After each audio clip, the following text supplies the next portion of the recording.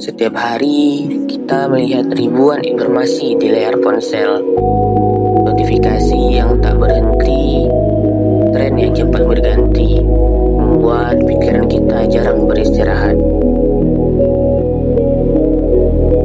Namun di sini, waktu seperti melambat. Aroma kertas yang khas tercium di setiap barisan rak yang menyimpan jutaan rahasia. Inilah ruang literasi.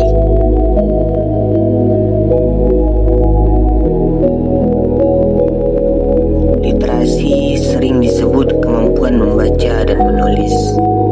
Padahal tidak sesederhana itu.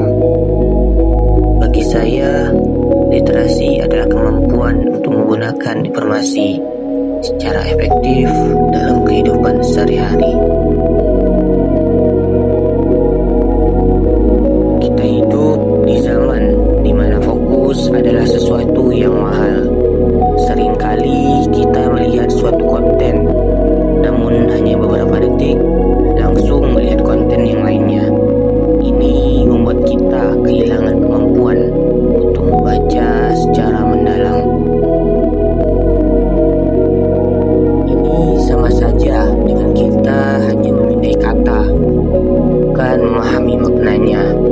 Akibatnya, kita tidak bisa mengetahui hal secara mendalam. Disinilah tempat kita melatih literasi. Kita membuka lembar demi lembar kertas untuk melatih otak kita agar lebih fokus dan sabar.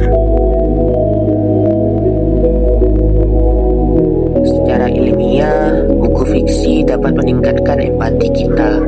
Ketika kita membaca kisah suatu karakter, kita dapat melihat berbagai hal yang dilalui karakter tersebut dan membuat kita melihat dunia dari sudut pandang yang berbeda.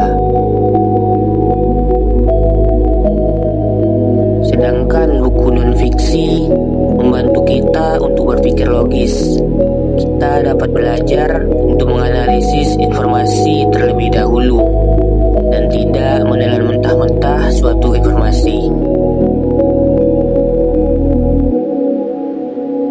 Literasi yang baik adalah bagaimana kita dapat melawan hoaks dan manipulasi informasi.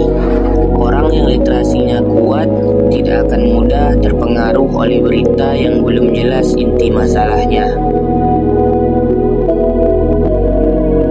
Membaca juga dapat membantu kita meringankan stres. Hanya dengan baca 5-10 menit, kita akan membuat tubuh kita menjadi tenang dan santai.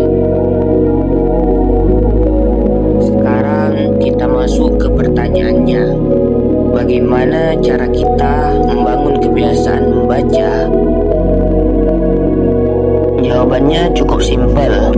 Pertama, pilih buku yang kita sukai, entah itu petualangan, sihir, ataupun sejarah. Lalu mulailah dengan membaca beberapa lembar per hari. Jangan paksakan dirimu, belajarlah untuk konsisten. Buku itu seperti mesin waktu. Ia bisa menemani kita di masa lalu, masa depan, atau hanya sekedar menemani di masa sekarang.